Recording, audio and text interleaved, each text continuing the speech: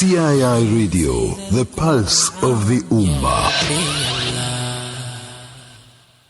Yeah, people, the time of the morning where we're joined by a world-renowned scholar on comparative religion. He is the head of IFRI, and he's also on many platforms, also hosting his own shows, alhamdulillah.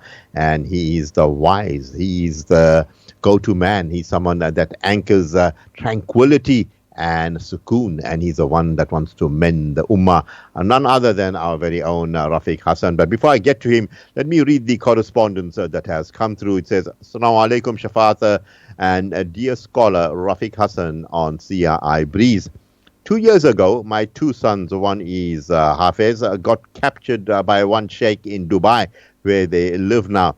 The sheikh has persuaded my son, no Quran existed in book form in the time of Nabi sallallahu alaihi wasallam.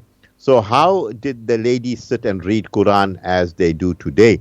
B, he has taught them, T-A-U-G-H-T, taught them that Muhammad sallallahu alaihi wasallam salams and even Isha salams never existed. He, this is salams or salah. I don't know what is salams or I think it's Salah there, Rafeek. And C, he is teaching them that all religions are created by empires. Prior, my sons were very strong with Iman and Deen in them, and they went in Jamaat to Pakistan.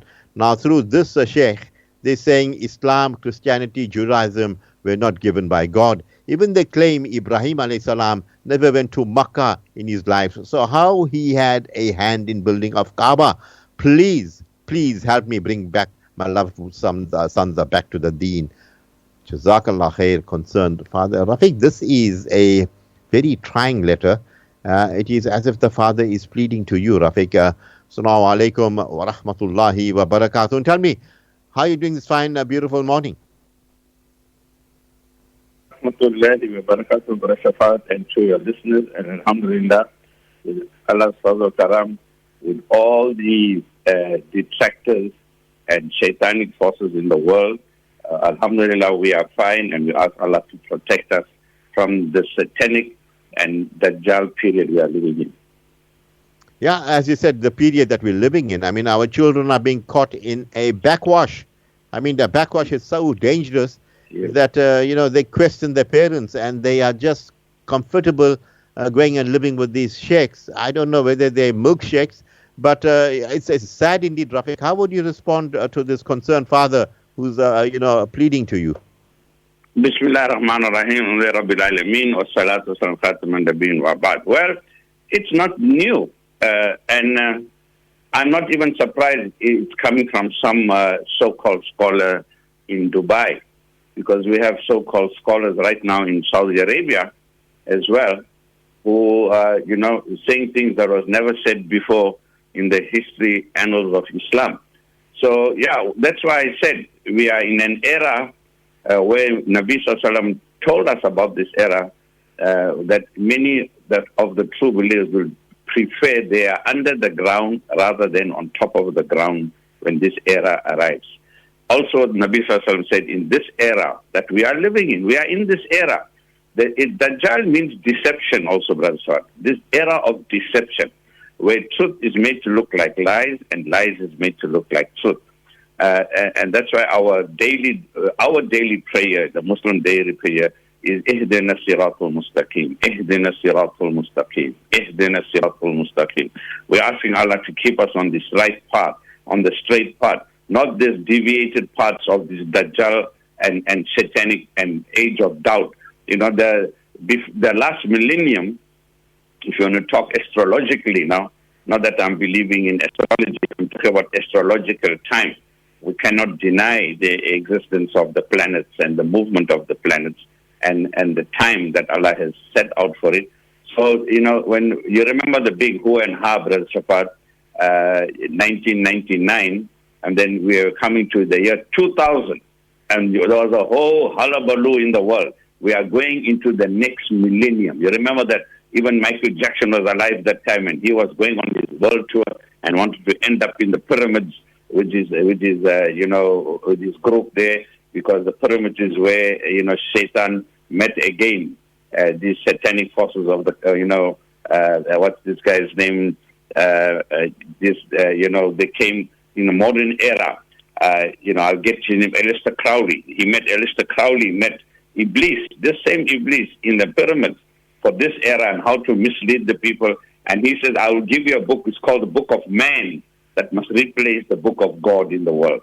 So that was the era, and Dan Brown says it in his book, up to 1999 and the last millennium, it was the age, in astrological age of Pisces, the fish, astrologically, but also it was called the age of faith. Right up to 1999, it was an era of faith. You know what happened in 2000? Astrologically, we moved into, Aries. We moved into this phase where now the satanic forces are saying this is our era now. And now we have entered the millennium of doubt, the millennium of godlessness. So that is also, if the astrologers and the satanic forces, they were celebrating because, you know what they say, right up to 1999, there's no need for a God. We were in primary school and we were small. We needed to believe in a higher authority. Now we are both bara ho gaya. We are now graduated. We are matriculated. We are here 2000. We don't need any higher authority. We are the gods ourselves. This is what is going on in the world, Brother Shafat. We are in this era. Now, just answer the question of the father. That person who says that I'll come to the Quran. Firstly, let him know that the Quran, the book, is not the original Quran. Now, some Muslims must be wondering what I'm saying. This book form, so I'm going to agree with him in one point, but he doesn't know what is Quran, this Sheikh, so-called. He can't be even called a Sheikh. He may be Sheikh just because he's old, maybe. And when you go old, you can get senile also. So probably he's a senile old man. So what I'm saying is the Quran itself, the original Quran, is not a book as me and you know it. بَلْ هُوَ قُرْآنٌ مَجِيدٌ فِي لَوْحٍ مَحْفُوظٍ. Allah says in chapter 75 of the Quran, ayah number, in ayah number, I think it is 75, if I remember correctly. No. It's ayah number 85, not 75. Ayah number 85, ayah number 21 and 22 of Surah 85, Brother Shafat. Surah 85, Allah says, بَلْ هُوَ قُرْآنٌ مَجِيدٌ فِي لَوْحٍ مَحْفُوظٍ. Indeed, it is a glorious Quran, فِي لَوْحٍ مَحْفُوظٍ, on a guarded tablet. It is out there. It's not in a book form that these people are looking for. Even when the Quran was revealed, it was oral. It was an oral tradition. And so what's wrong if it was an oral tradition? There's nothing wrong for oral tradition. I'm asking this same, person who's making this claim, if the Quran was not a book first, it was in oral form. I'm asking him, so when he was born, was he writing first or was he hearing and talking first? The process of growth, even he himself, he was talking first and hearing first before he could write. That's the process of growing. So is there something wrong? That means his education is wrong because it was not written. He couldn't read a book when he was born. It's stupid logic. You see, the Quran was a book that was even in existence, right? But on the lower mahfuz, it was a source of guidance from the beginning of creation. So, I'll give you one more verse to prove to you that what he's talking about when he says the book and oral tradition. Look, about the second or third verse chronologically that was revealed. The chronological order of the Quran is not the present order, right? Iqra was first, then some scholars say Noon or Muzammil, right? Was the second in order of chronology. And what was the Surah Muzammil?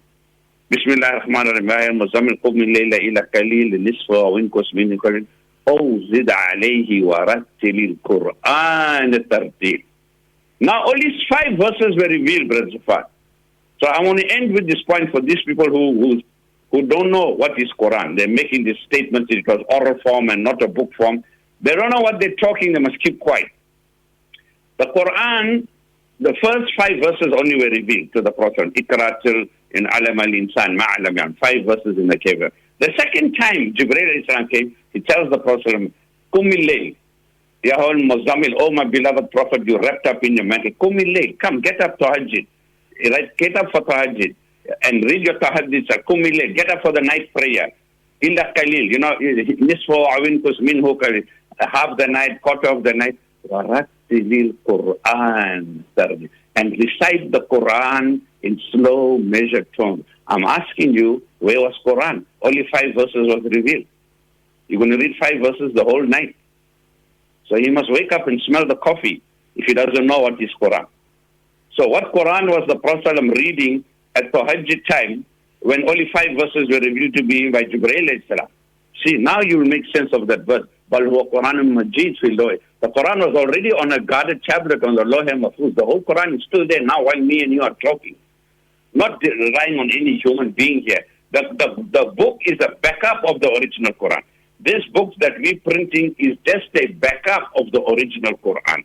So, any case, don't want to waste too much time on the story of Quran. I just want to end up by saying, when he's talking about, Jesus didn't exist and the Prophet and the religion is made by empires, this is nothing new again.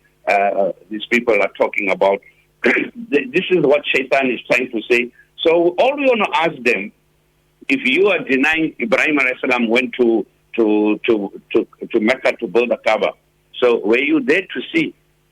It was 4,000 years ago. Hello? Who is existing today that was there 4,000 years to verify this? How can you make a statement? How can you give judgment on something that happened 4,000 years ago? You see how stupid they are. They were not present. Leaves going 4,000 years ago, Brashad. You'll allow me to end on one note, on these people who question history, especially Quranic history, especially divine events. Can you allow me to ask them one question? This man who is questioning this and misleading our youth and misleading these 2 beautiful sons of our brother who gave the question, can I ask him who is his mother? If I ask him who is your mother, he'll tell me that's my mother. I say, how you know that's your mother?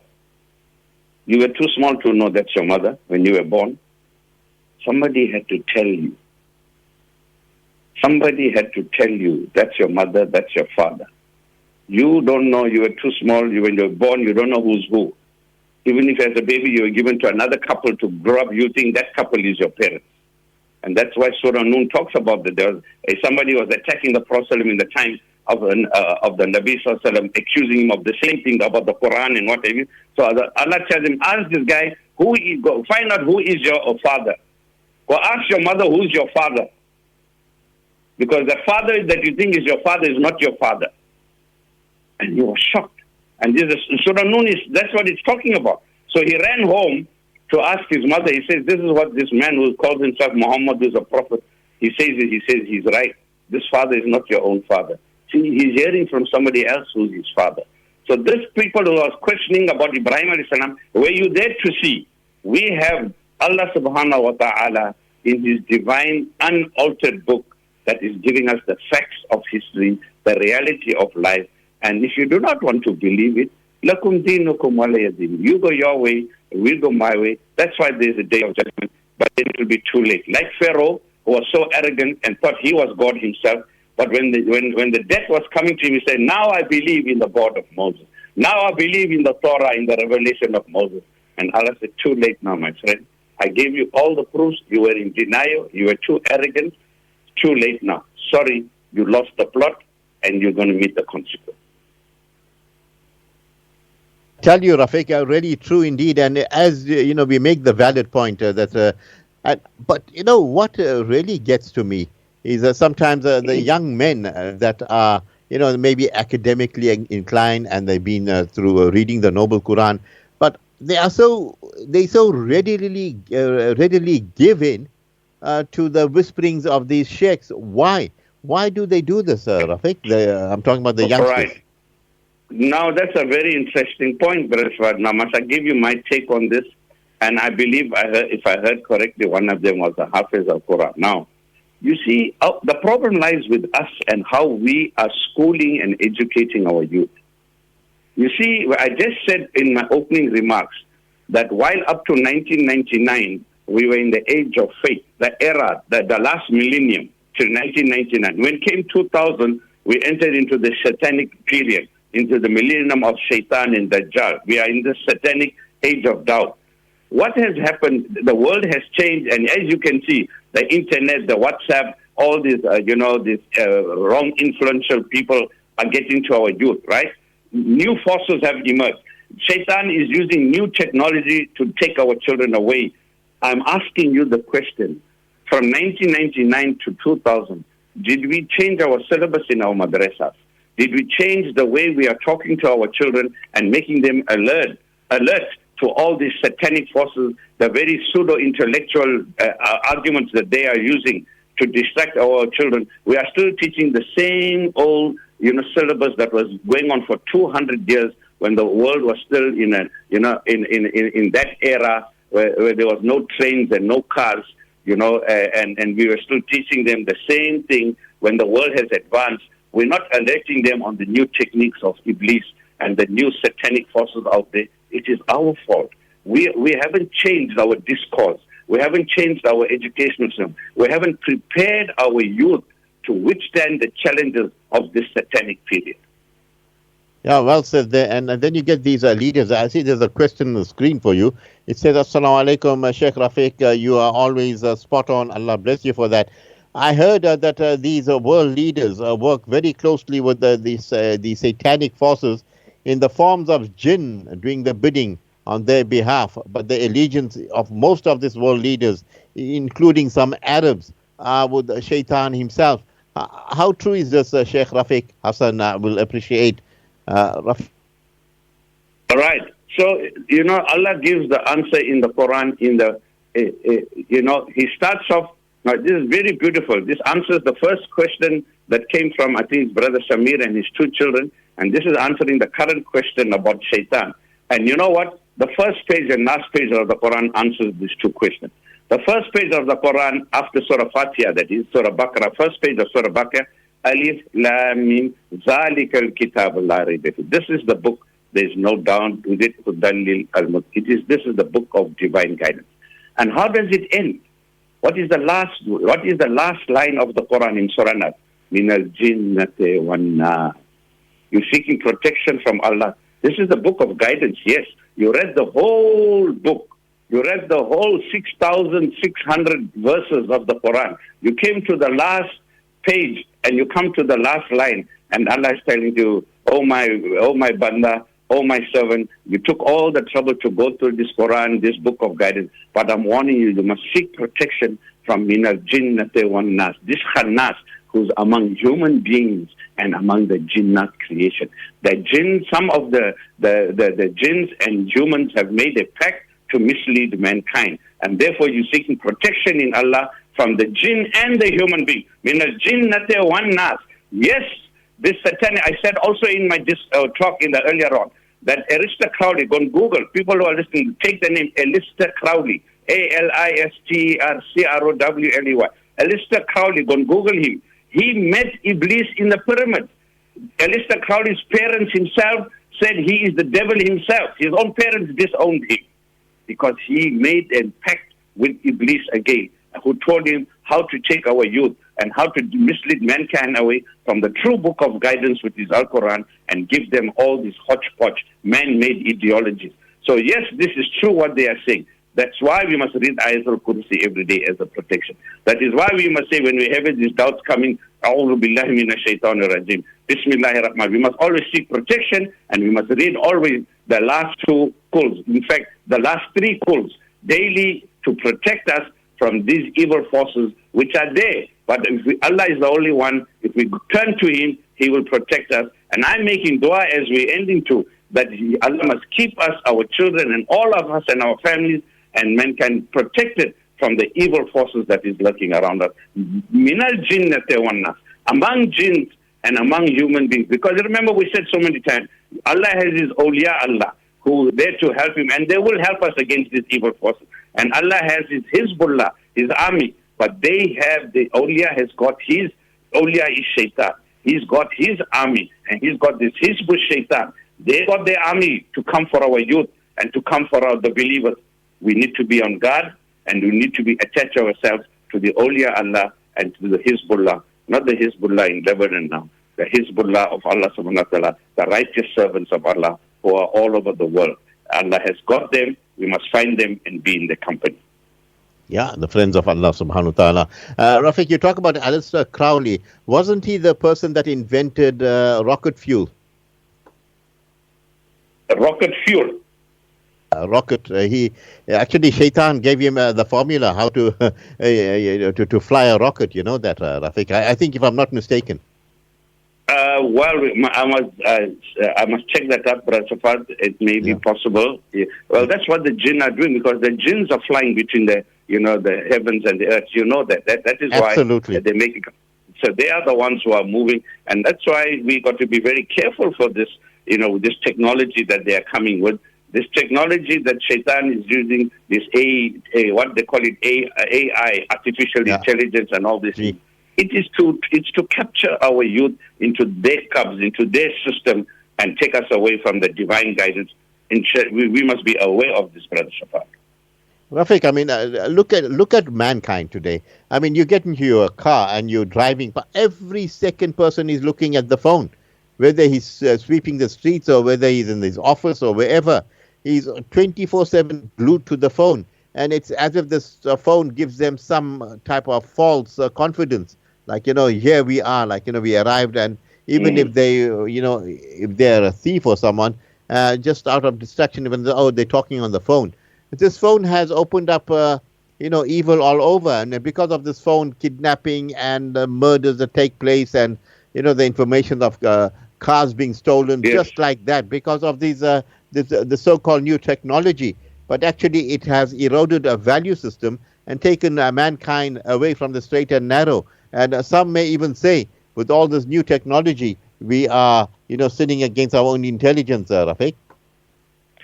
Well, didn't Rasulullah say, in one of the narrations in Hadith, that the Dajjal will be, when he comes in his era, when he's at his full-blown authority, which Allah will give him, for that limited time, there won't be a single person who he won't affect. In other words, not every single one of us will, in some way, will be affected by Dajjal's snare. Now, the Rasul also said that he will be one-eyed. Now, this one-eyed, we must not take it literally as one-eyed, although it is, one of the literal understandings. But I'm talking about the phone. When you look at the phone is one eye. The television set is one eye. You put two television sets, then it's two eyes. So isn't this the one eye? Isn't this Dajjal who's catching us with his one eye wherever we're going? And that's what Rasulullah was warning us about, that he will touch every one of us, knowingly or unknowingly, will be ensnared by him. And therefore it is so important not to become a slave of this cell phone. Yes, we must use it for the good, but don't get ensnared by it for its wrong things. Life is like that. We are put in this dunya with the good and the bad. That Khabis, Allah's Adam alayhi salam and Hawa alayhi salam, our original parents, didn't come alone when Allah sent them for Jannah. That Khabis came with them. He sent Iblis in the world with. We have to maneuver through him. We have to live through this world, follow, the righteous people, and avoid this Khabis that's in the world. Rafeek, absolutely brilliant. The Jews a Day is coming up, the Quran. I want to thank you from the bottom of my heart for, really giving your information and the research. And quickly, your parting words. Yes, all I can say is very soon the month of Mi'raj will be coming. The month of Rajab, one of the sacred months, is just not far away. Allah gives this month, sacred months, to bring us back into order. So yes, keep on track. Every Jummah is an important day. Every morning Fajr is an important. Every day Tahajjud Allah is a contact with Allah. Islam is so beautiful. Every day is a meeting and contact with Allah subhanahu. May Allah subhanahu wa ta'ala give us that opportunity. Ameen, Rafeek. You have a mashallah beautiful day ahead. We'll talk to you soon. Assalamu alaikum wa rahmatullahi wa barakatuh. Wa alaikum salam wa rahmatullahi wa barakatuh.